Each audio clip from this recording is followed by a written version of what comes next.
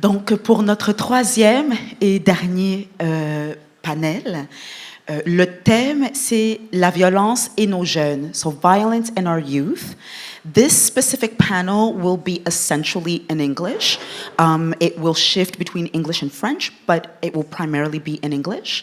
I believe that we do have translators on hand for anybody that would feel like they are not able to follow the conversation. We do want to make sure that everybody feels like they have a space to understand and also express what they have to share about their experience. But as I said, this panel will primarily be in English. So violence in our youth is the theme. The title is The Legacy of Violence in Our Youth, Breaking the Cycle of Violence Towards Collective Liberation, l'héritage de la violence pour nos jeunes, briser le cycle de la violence et entamer le chemin vers la guérison sociale. Donc, un à un, comme je l'ai fait pour les panels précédents, je vais présenter nos panélistes. Donc, en premier lieu, on a Alicia Boatswain-Kyte. She is an assistant professor at the School of Social Work at McGill University and has over 15 years of experience as a clinical social worker. Her research focuses on anti-Black racism in the education, youth protection, there we go, and justice sectors. Dr. Boatswain-Kyte's emancipatory action research initiatives advocate for the development of accountability in the Black community. And through these initiatives, she advocates for transformative social change within our social institutions and policies to ensure that all individuals and groups are able to participate in society as equals. Please, a quick round of applause to welcome Alicia. We also have Safiétou Sakala, possède une formation en psychologie et en santé publique. Elle commence sa carrière comme conseillère dans un programme d'aide aux employés. Elle rejoint l'équipe de l'Association pour la santé publique du Québec en avril 2021. Depuis, elle a travaillé sur divers projets en lien avec la mise en place d'environnements favorables à la santé physique et mentale. Elle occupe désormais le poste de directrice de projets en santé mentale positive. Bonjour Safiétou. S'il vous plaît. Merci. And we also have Rosetta Sowkey. She holds a Bachelor of Social Work degree and is a trained trauma integration counselor. She has extensive experience working with parents, youth, and marginalized communities, and is dedicated to working towards a future in which all individuals and systems are trauma aware. She embodies a practice that is psychoeducational and strengths-based, in which she assists clients with overcoming traumatic life events through processing lived experiences and in achieving overall wellness by addressing the root causes of stress and anxiety. Through this organic process of sharing their stories, clients have an opportunity to reframe their trauma and lived experiences. Please welcome.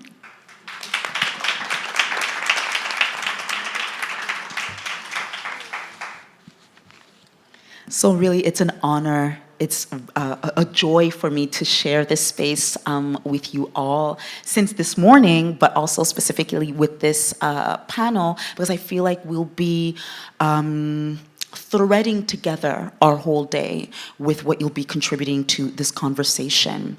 So when we're talking about our first theme, which was to define violence, our second theme, which was to look at how institutional and state violence affects how it is used and how it is perceived in the community, my question for you to kind of break the ice is how can we move towards collective liberation when working with our youth? Donc, comment est-ce qu'on peut entamer le chemin vers la guérison sociale en travaillant spécifiquement avec nos jeunes? On a un micro à l'arrière, si vous voulez bien.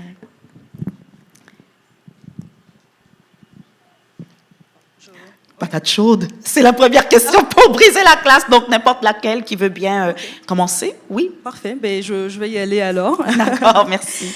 Alors, je pense que d'abord, pour commencer, J'aimerais rappeler à quel point l'enfance et l'adolescence sont des périodes charnières dans le développement de tout individu. C'est un moment où est-ce qu'on va construire son identité, c'est un moment aussi où est-ce qu'on va solidifier son réseau social, et enfin c'est un moment où on va commencer à explorer des milieux de vie qui sont en dehors de la maison, de la famille, et donc on va partir explorer l'école et même d'autres lieux de socialisation. Donc, pour prévenir la violence chez les jeunes et favoriser la guérison sociale, je pense qu'il est important d'abord de faire en sorte que les jeunes aient une identité qui est forte, une identité qui est basée sur l'acquisition de compétences, autant au niveau personnel que social. C'est aussi important de faire en sorte que les jeunes puissent se connaître, qu'ils puissent s'engager dans des actions qui vont être porteuses de bénéfices, non seulement pour eux-mêmes, mais aussi pour les autres. Et c'est aussi important qu'ils connaissent les moyens, les actions à mener pour prendre soin de leur propre santé mentale. Ça a été rappelé tout à l'heure, il y a une forte détresse psychologique chez nos jeunes et c'est important qu'ils puissent comprendre qu'il y a des solutions pour faire face à cette détresse psychologique-là. Un autre moyen de prévenir la violence, c'est vraiment à travers la consolidation d'un réseau de soutien social qui est fort et qui permet de susciter un sentiment d'appartenance chez les jeunes. Et donc ça passe nécessairement par la création de lieux au sein de la communauté où les jeunes peuvent venir se réunir ensemble, construire, échanger et surtout penser à un futur où ils occupent une place entière. Un troisième point aussi, maintenant qui est important, c'est la question des milieux de vie. Donc autant l'école que le quartier, que le gymnase, que tous ces endroits-là où le jeune va passer son temps, doivent être aménagés donc physiquement, mais aussi en termes de règlement. Ils doivent être aménagés de telle sorte à ce que les jeunes s'y sentent bien. Les jeunes aient envie de rêver là-bas, les jeunes aient envie de se projeter. Et un dernier élément, quand on parle de milieu de vie, on est obligé de mentionner que la famille, c'est indispensable. C'est important qu'on puisse soutenir les parents dans l'acquisition de ce qu'on appelle des pratiques parentales positives qui vont être axées non seulement sur le bien-être de la famille et aussi donc des enfants. L'école aussi, bien sûr, c'est un milieu qui est fondamental où le jeune va grandir, va explorer, va apprendre. Et la communication entre la famille et l'école, c'est essentiel. C'est un pilier fondamental aussi pour s'assurer que les jeunes puissent aller mieux. Donc, pour résumer, pour prévenir la violence chez les jeunes et favoriser la violence sociale, c'est important d'avoir des actions auprès du jeune, auprès de son entourage, auprès des familles et des communautés pour favoriser ce qu'on appelle une santé mentale qui est positive et tout simplement construire un climat qui est propice à l'épanouissement de tous. Donc, ce que moi j'entends, c'est vraiment la préparation de citoyens actifs et qui se sentent entiers dans qui ils sont. Exactement. Absolument. Would another one of our panelists like to go ahead and take the other microphone? Thank you. I'm glad that you went first because I feel like you provided some really concrete examples in how to do that. In my kind of answer in thinking of this question, I think it's, about when we're talking collective liberation, it involves recognizing some of what the other panelists spoke about the humanity, right? So recognizing the humanity of our youth and the dehumanizing aspects of, that have occurred for our youth across generations. I think collective liberation and collective healing kind of speaks to, a path that we're working towards freedom. And so freedom, like it sounds like, what does that mean, freedom? And it's not as extravagant as it is. It just means like a freedom where we can exist, right? Where our youth can just exist and be youth. And so I think freedom for Black and Indigenous people means freedom to, exist where we're not being surveilled, where we're not being profiled, where our youth can be youth, where our children can be children. And I think it's also recognizing some of what we're seeing as that détresse psychologique that we heard about, right? And so when we recognize that détresse psychologique is part of that, is a human response, something that we would expect to see, then I think that we would then question how we then intervene, right? So how do we intervene in a way that isn't, sécurité publique, but more santé publique? And those things look really different, as we heard earlier as well. And so I think about also, like, because we heard about the collective healing, justice réparatrice. So I think this is one way that we can envision it, but also kind of pushing us further in our understanding of justice réparatrice actually being something that is in our DNA, that we as people have always done, through our ancestors. And so, like, justice réparatrice, un espace d'échanger, de dialogue, on sait comment faire ça, so thinking about how we can, create these espaces, and also recognizing that perhaps, is it realistic for us to expect le gouvernement to provide like an approche santé publique when it comes to us? And so maybe then we need to have these espaces alternatifs, right? So maybe we need to be able to create these spaces outside of the gouvernement where we can actually heal, right? And so that's what it brings to mind for me. Wonderful. I'll make my comment a little short. I think it's just to kind of position ourselves with this idea of what does holistic healing look like.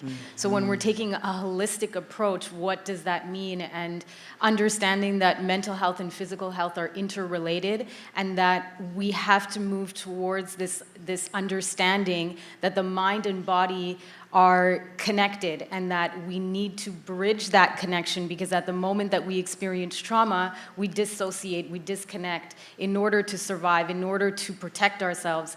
So we have to think about this holistic approach where we are bringing everything back together to be whole, and what does that mean, and what are all the various layers to that?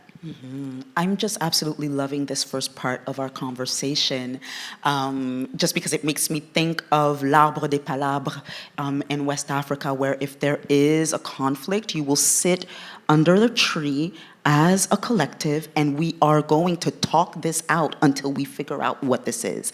It makes me think of rap battles. It makes me think of, in Haitian Vodou ceremony, there's always a part called Chai, where you can kind of poke and denounce people who are present in ceremony through songs, and it's kind of coded. So if the shoe fits, wear it, right? So there's a way of how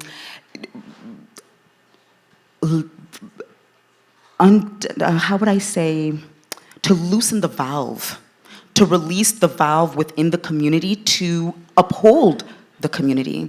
So that's what I'm hearing from what you're saying. Thank you so much for that. I will invite for the microphone to come all the way down the panel for Alicia. My first question for you would be, if we consider racial discrimination and systemic racism as a social determinant of health, how would this influence our understanding or our definition of child welfare?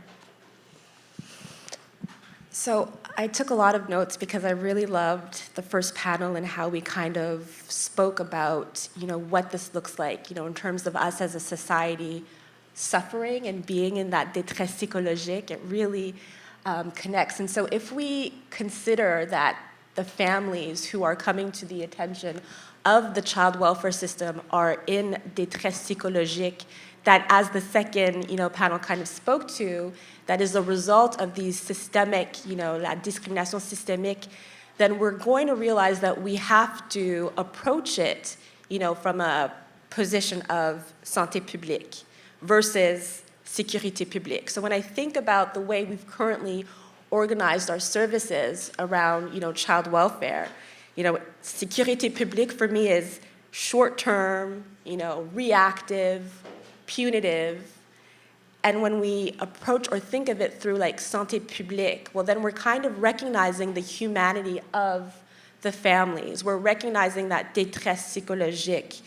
And then we can be in an approach that kind of speaks to care, speaks to understanding, right? And I think that if we recognize that détresse psychologique that families face, and it's, primarily our First Nations, our Black families, then we would recognize that their, involvement in the system is a product of so much more than them. Right now, what we've done is we've de-responsibilized l'État, and we've placed all the blame on family. And so when we déresponsabilise État, we're no longer in a position where we can intervene with État. And there's this, continuous kind of unwillingness that is intentional and deliberate in terms of, not wanting to name those invisible, that we also heard about earlier, those invisible forces. And that looks like in child welfare from our inability to, have the data that speaks to the full extent at which, Black children are overrepresented within the child welfare system, First Nations children represented in the child welfare system. Our inability to speak to, not only in child welfare, but in the education system, to be able to speak to outcomes that would allow us then to intervene on those systemic factors. Yeah. Absolutely. I'm not done with you Oh, yet. I really do appreciate that that distinction in how we intervene in communities if we look at sécurité publique versus santé publique. I'm wondering, how does this perspective that you've just proposed to us just a moment ago informs your research? We do have a previous panelist that said when we're looking at data and at pools of populations, they're not representative of the communities where afterwards the interventions are applied. And as a researcher, can you speak to what this now implies when it comes to advocating for more proactive research on that subject? Yeah, so I've kind of, my research trajectory has evolved. I still do a lot of research on the child welfare system, so mostly like numbers, right? And I think that having data that can speak to, the number of children who are reported, who are placed, so for instance, we know that Black children are more likely to be placed, less likely to return home. When we move from the child welfare system to the justice system, we know that Black children are more likely, to be able to transition to the justice system, that they're receiving harsher sentences compared to, all youth, white youth. And so I think that research is important, right? It speaks to things that we perhaps want to keep hidden. But I'm finding that sometimes that data doesn't do enough. So, it becomes kind of like, okay, well, we know this stuff, but like what else, like what more? So I call that kind of like dead data, right? Because it does speak to these disparities, but it doesn't give us, solutions. And so now I've been trying to, do research that I like to say is emancipatory, is liberatory. And so I'm still trying to figure out what that looks like. But I think it involves really centering, the narrative of youth in the process. Because if we can, see youth as experts in what they live, then we can hear from them, not just, from a deficit perspective, but from a resilience and adversity perspective. Because, when we spoke about, or I don't remember who it was, the hip-hop battles, well, that's actually a strength, even though we've kind of, demonized like rap, right? Those things are strengths, those things are stories, right? And so if we can really find ways to capitalize on the narratives of youth that have been,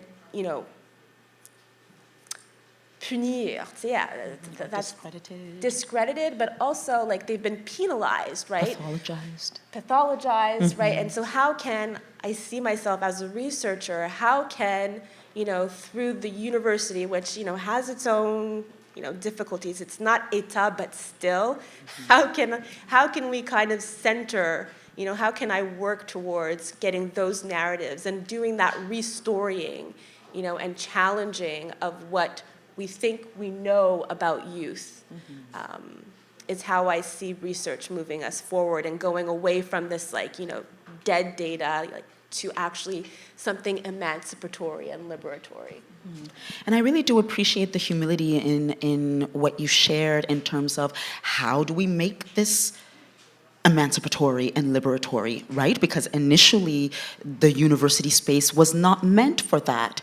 for racialized communities, both Black and Indigenous and other peoples of color, right? So I do think it is that additional challenge of saying, how do I reappropriate this space? How do I embody the authority and the so-called objectivism of this academic space to now go into folks' narratives and into their personal discourse and give that life and have live data versus dead data, right?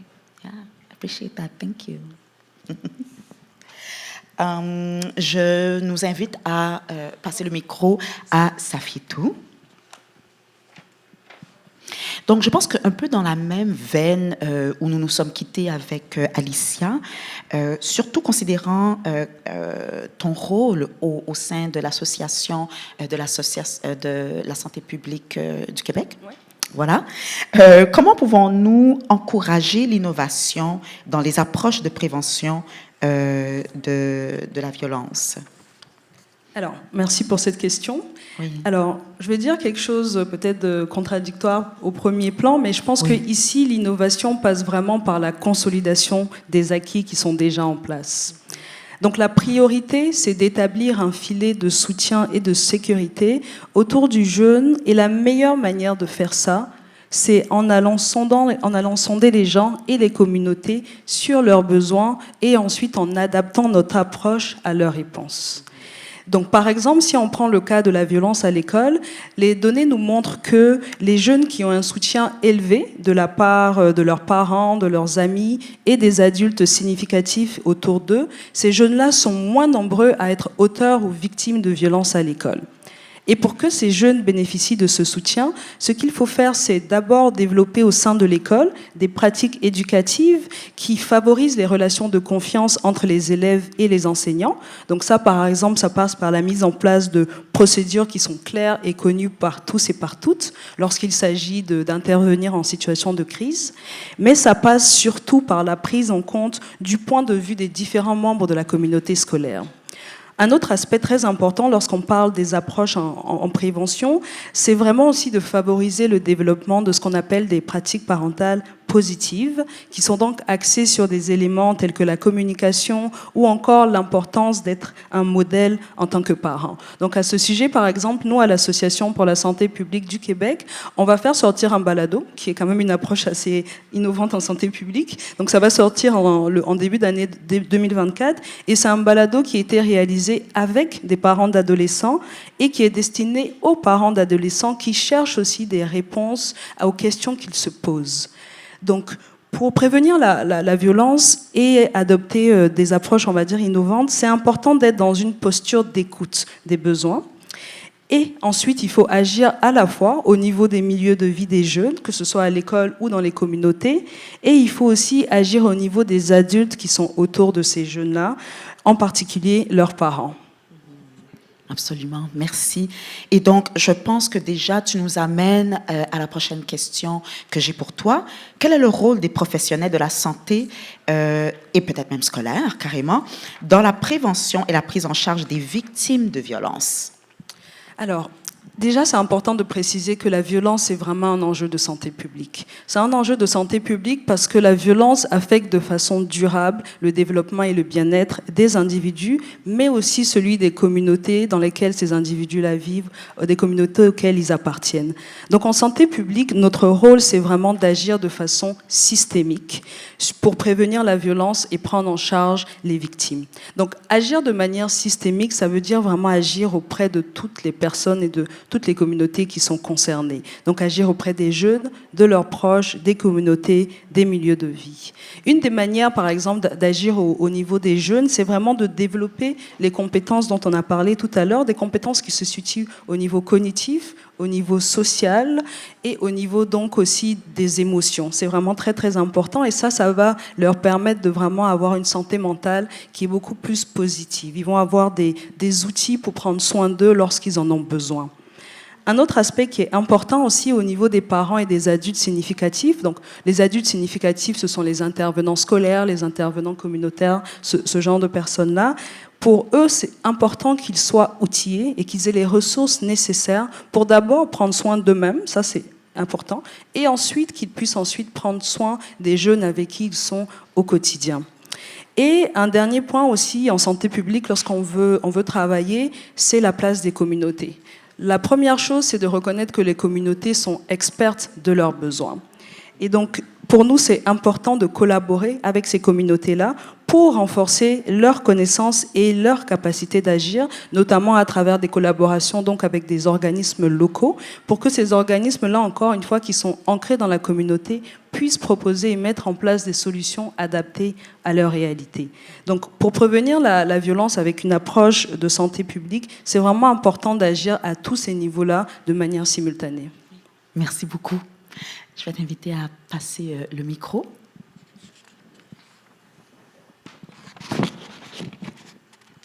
So welcome again. Thank you. I guess my first question for you would be, how can we offer more concrete and tailored support to young people who are experiencing or committing violence to help them manage their emotions and find alternative solutions? So to kind of bridge the conversation that we've been having with Alicia and with Safiétou. So the way that I kind of do this within schools, community organizations, is that I have adapted sort of my understanding of trauma integration counseling into a program that I can offer in schools with teachers, administration, at the school board level, community. Recently doing this as well with DESTA through their reentry program with inmates who are soon to be released. So really getting the participants to really understand the principles of trauma, what this sort of means in terms of, you know, how do we put that into our work in a day-to-day sort of aspect, and also at a organizational level or institutional level. You know, at the onset, I really ask that when people are doing this, that they really position themselves in their own experiences, in their own trauma, because if we're closed off from our own experiences, it becomes difficult to understand others. And so through that process of reflecting on their own experiences and understanding trauma in this way from a psychoeducational perspective, they start to create this place of compassion where they're now thinking and seeing these students in a different way, through a different lens, where the question becomes not what is wrong with you, but what is happening, right? And what ends up happening, I think, at the onset is that they start to see trauma responses in a different way. So, for example, a fight response, what does that look like in terms of student behavior? And what does it also look like when we're trying to de-escalate or we're trying to intervene in situations with youth?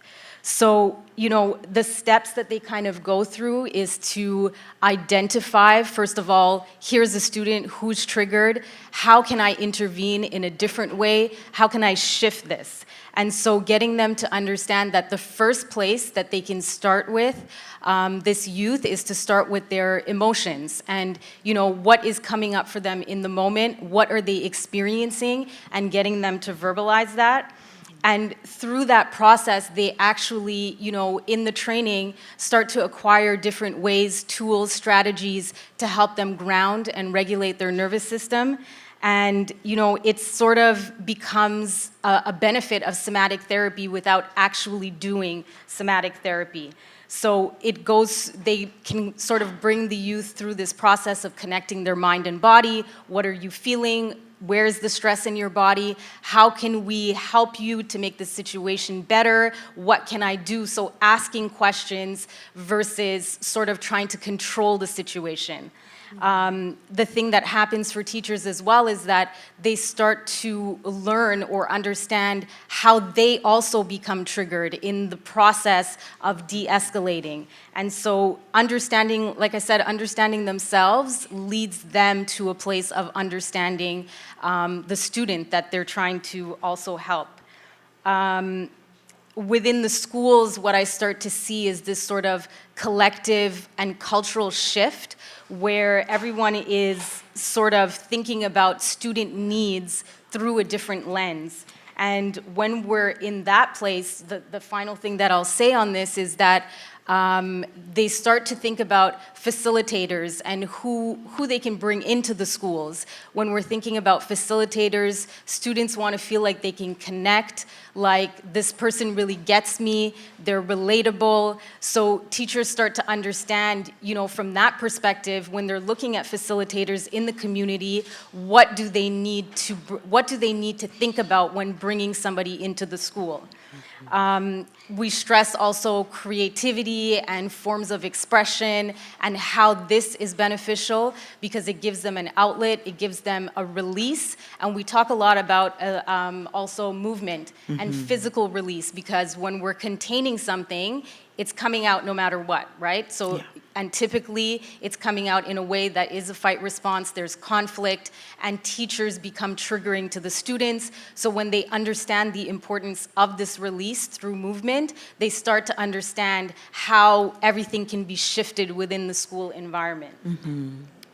And so I do know that we're kind of crunched in for time, so I will go through I think the question that I'm the most excited about, because when you were sharing me more about your work, that really touched me, and maybe I'll have some time to kind of go into that, but how do you, in your practice, approach healing and breaking the cycle? Right, so I think that it's important for us to sort of understand core emotional needs of children.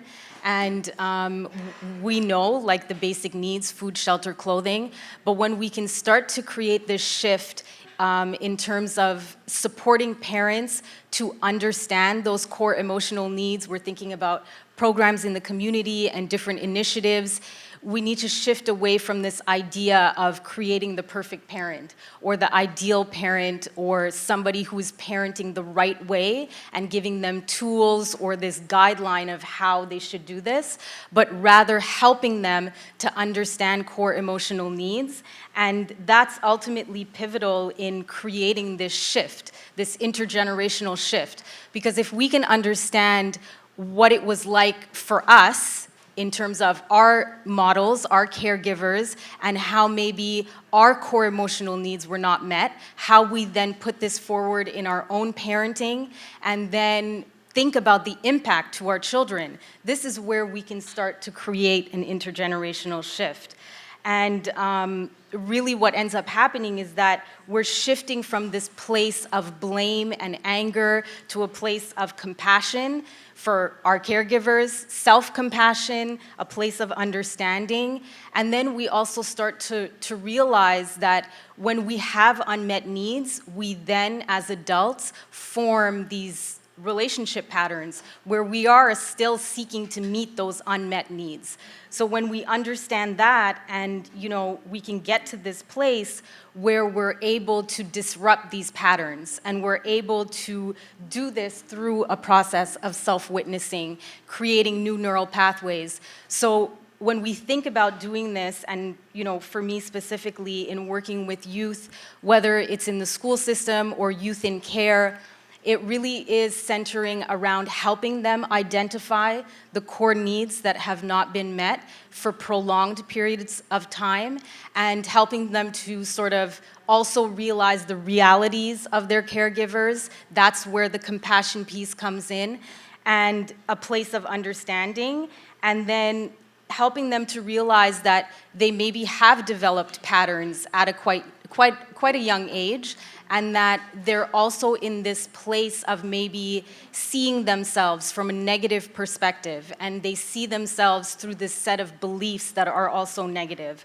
So empowering them with this self-awareness ultimately is what brings them to a place where they can start to learn how to meet these needs for themselves, and this sense of responsibility that kind of takes over. This is the piece that's transformative, and witnessing that in working with youth really is the reason that I do what I do, and that's ultimately where the healing begins. Yeah, I think it's absolutely wonderful to be able to slow down, like another panelist mentioned, and as a community start to think and reflect upon what are our core emotional needs. And I feel like when we're talking about decolonial, colonialism doesn't afford you the time nor the space, and robs communities of the tools and methods to respond to core emotional needs. You're in survival mode. There's no time for this.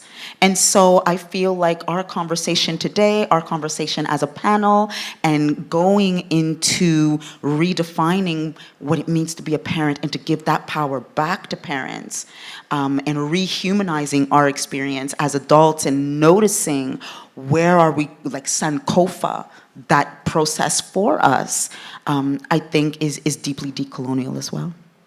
So I would like to thank our panelists here for panel number 3. If we could have a round of applause. J'aimerais aussi qu'on applaudisse nos panélistes des 3 panels. Merci beaucoup. Honneur, respect pour vos contributions.